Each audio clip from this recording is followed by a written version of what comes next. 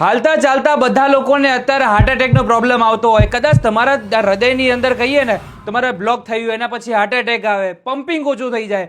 હવે આ બધા લક્ષણો કેવા હોય કે તમને શ્વાસ ફૂલવા લાગે, તમને છાતીમાં દુખાવો થાય, આ બધા લોકોને સૌથી મોટી પ્રોબ્લેમ છે. આ બધાને પ્રોબ્લેમનું એક સોલ્યુશન છે. હવે કદાચ લોકો તમને સલાહ આપશે કે તમારે બાયપાસ સર્જરી કરાવો, આ પછી ઓપરેશન કરાવો, આ બધાથી તમારે છુટકારો લેવો હોય અને ડાયરેક્ટ કદાચ એકદમ નેચરલી તમારે આ બધુંનું સોલ્યુશન જોતું હોય તો અત્યારે મેડિકલ ઇન્ડસ્ટ્રી બહુ જ સરસ મજાની આગળ વધી ગઈ છે. તો હવે કઈ સિસ્ટમ આવી છે કે જે આ મશીન અત્યારે આ થઈ રહ્યું છે, આ શું સિસ્ટમ કહેવામાં આવે છે એ સમજાવો સર. રોનીભાઈ, આને ESMR ટ્રીટમેન્ટ કહેવામાં આવતી હોય છે. એટલે બેઝિકલી શું થતું હોય કે હાર્ટ એટેક આવતો હોય પછી યુઝ્યુઅલી લોકોને બાયપાસ સર્જરી કે સ્ટેન્ટ કરાવવાનું સલાહ મળતી હોય છે. પણ ઘણા બધા પેશન્ટ એવા છે કે જેમને લક્ષણો એટલા સિવિયર ના હોય અથવા તો બાયપાસ સર્જરી કે સ્ટેન્ટની બીક લાગતી હોય, ત્યારે આ જે ટ્રીટમેન્ટ છે ESMR ટ્રીટમેન્ટથી એ એકાઉસ્ટિક શોક વેવથી તમારા હાર્ટના એરિયાની અંદર શોક વેવ આપે છે અને એનાથી તમારી નાની નાની નસો ખુલી જતી હોય છે અને એક નેચરલ બાયપાસ કરતું હોય છે. એટલે આની અંદર કોઈ તમે જે જોઈ રહેલા છો આમાં કોઈ દુખાવો નથી, સર્જરી નથી, કોઈ એનેસ્થેસિયા નથી, કોઈ બી આડઅસર નથી.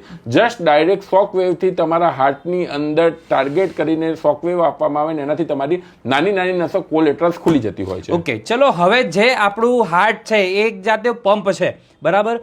તો એ પંપ કેવું છે કે જે મેન નળીથી બધું લોહી આખા શરીરની અંદર પરિભ્રમણ કરાવડાવતું હોય. હવે એ મેન નસો જ આપણી બ્લોક થઈ ગયું હોય પછી નાની નાની નસો આપણા બોડીની અંદર શું કામ કરી શકે? પછી તમે ભગવાન ઉપર ભરોસો રાખો, ભગવાને તમને 3 નસો જ નથી આપી, એના સિવાયની કરોડો નાની નાની નસો આપેલી જ છે. અને ઘણી વખત તમારી એ નાની નાની નસો જ્યારે બ્લોકેજ ધીરે ધીરે થાય એટલે ઓટોમેટિકલી ખુલવા માંડે છે. એવું કહેવામાં આવતું હોય છે કે જ્યારે બ્લોકેજ ધીરે ધીરે થતું હોય, ત્રણેય નસો 100% કેમ બંધ ના હોય, પણ જો તમને લક્ષણો ના હોય તો બાયપાસ સર્જરી કે સ્ટેન્ટ ના કરાવવું જોઈએ, કારણ કે એના બી પોતાના કોમ્પ્લિકેશન્સ હોય છે. તો આવા કેસીસની અંદર જે મિલિયન્સ ઓફ સંખ્યામાં, કરોડોની સંખ્યામાં નાની નાની નસો છે, એને જો આપણે કોઈ બી રીતે ઓપન કરી શકીએ તો એક નેચરલ બાયપાસ ક્રિએટ થતો હોય છે અને એનાથી તમારું બ્લડ સર્ક્યુલેશન મળી જતું હોય. બરાબર. એટલે એવું કહીએ કે જે આપણા ઘર સુધી જવાના 3 રસ્તા છે એ બ્લોક જ થઈ ગયા છે, પણ આજુબાજુની સોસાયટીમાંથી ઘર સુધી પહોંચવાના રસ્તા થતા હોય છે એ ખોલવામાં આવે છે આપણે. એક્ઝેક્ટલી. પણ હવે કદાચ મારે આ વસ્તુ મારામાં કદાચ પ્રોબ્લેમ છે તો કેવી રીતે જાણી શકાય પોતાને નેચરલી ઘરે જ બેઠા બેઠા કે મારા શરીરની અંદર પ્રોબ્લેમ છે કે નહીં? તો હું તમને સલાહ આપીશ કે તમે અમારા ત્યાં થતું હોય છે હેલ્થ ચેકઅપ થતું હોય છે કે જેની અંદર તમારા હાર્ટ રિલેટેડના પ્રાઇમરી બેઝિક બધા જ રિપોર્ટ થઈ જતા હોય, જેમાં કાર્ડિયોગ્રામ હોય, ECG હોય કે જેનાથી તમને હાર્ટની રિધમ ખબર પડતી હોય છે. બીજું હોય છે TMT, ટ્રેડમિલ ટેસ્ટ, કે જેના ઉપર મશીન ઉપર તમારે ચાલવાનું હોય અને એનાથી હાર્ટને પ્રોપર બ્લડ સપ્લાય મળી રહે છે કે નહીં એ ખબર પડતી હોય છે. ત્રીજી છે 2D ઇકો, જે હાર્ટની સોનોગ્રાફી, કે જેમાં હાર્ટનું પમ્પિંગ કેટલું છે, હાર્ટના વાલ કેવા છે, પહેલા કોઈ એટેક આવી ગયેલો છે કે નહીં, એ બધી જ વસ્તુ એની અંદર ખબર પડતી હોય છે.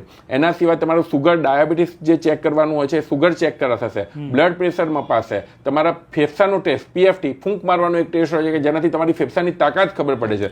આ બધા જ બેઝિક ટેસ્ટ જો આપણે કરી લઈએ એના ઉપરથી, અને થોડા બ્લડના ટેસ્ટ, લોહીના ટેસ્ટ, એના ઉપરથી આપણને આઈડિયા આવી જતો હોય છે કે તમારું હાર્ટ કેટલું સક્ષમ છે, ભવિષ્યમાં તમને હાર્ટ એટેક આવવાની શક્યતા કેટલી ઓછી છે. એટલે બેઝિકલી જેને બી ફેમિલી હિસ્ટ્રી પોઝિટિવ હોય, જેને હાર્ટ એટેકનો બીક લાગતો હોય, એમને આ એક હેલ્થ ચેકઅપ ડેફિનેટલી કરાવવું જોઈએ. ઓકે, હું કહું કે કદાચ તમે ગોવા, મહાબળેશ્વર અથવા તો વોટેવર બધી જગ્યાએ ફરવાના ટિકિટો દરેક આપણે લોકો આપતા હોય છે અને લગ્નની અંદર તો ખાસ જગ્યાઓ કે ભાઈ આ અમારું તરફથી આટલી ભેટ છે, સુપ્રીમ ભેટ છે, તમે આમ ફરવા જાઓ. પણ હું એવું કહીશ કે કદાચ જો આ રેગ્યુલેશન લાવીએ આપણે માર્કેટ, આપણે બજારની અંદર અને આપણા ફેમિલીની અંદર કે આ રીતેની ચેકઅપ માટેની ગિફ્ટિંગ આપે કોઈ આ રીતેનું, તો બહુ સરસ રીતે થઈ જાય. આ તમારો આઈડિયા બહુ જોરદાર આઈડિયા છે ને અમે તો એઝ એ ડોક્ટર તરીકે વિચારતા ભાઈ છે અને એકદમ બિઝનેસ માટે બી નથી કહેતા, કારણ કે આ હેલ્થ ચેકઅપમાં કઈ એવો બિઝનેસ ના હોય કે જેના લીધે 1500 થી લઈને 5000, 5500 માં તો બધા ટેસ્ટ થઈ જતા હોય છે અને આનાથી ઉત્તમ ગિફ્ટ કોઈ બી માટે હોય જ ના શકે. વાહ,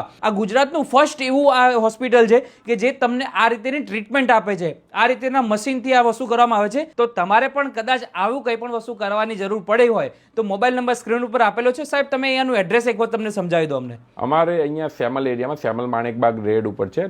ક્લિનિકનું નામ છે લાઇફસ્ટાઇલ વેલનેસ. તમે ગૂગલની અંદર બી સર્ચ કરશો તો તમને મળી જશે. અને સેમલ માણેકબાગ રોડ ઉપર એવન્યુ 1 ની અંદર અમારી લાઇફસ્ટાઇલ વેલનેસ. વાહ, જો તમારે પણ આ રીતેની પ્રોબ્લેમ હોય તો આ નંબર ઉપર કોન્ટેક્ટ જરૂરથી કરજો અને તમારું પણ હેલ્થ ચેકઅપ કરાવવાનું ભૂલતા નહીં.